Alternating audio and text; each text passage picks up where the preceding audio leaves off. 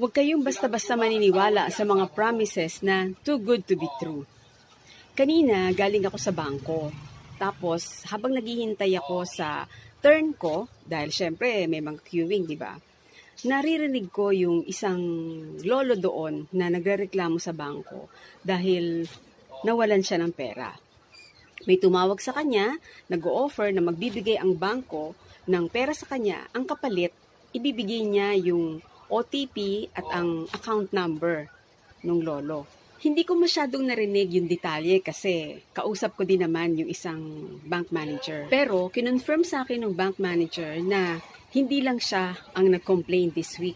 Marami pang iba na lalo na mga senior citizen na nagko-complain sa bangko dahil nasimot yung laman ng kanilang bank account. Hindi basta-basta nagbibigay ng pera ang bangko. Interest lang ang ibibigay nila sa'yo kapag nag-deposit ka sa kanila.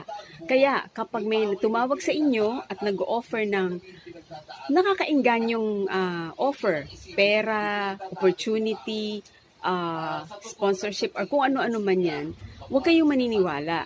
Lalo na kung ang kapalit ay hihingi ng OTP ninyo or one-time PIN na tinatawag.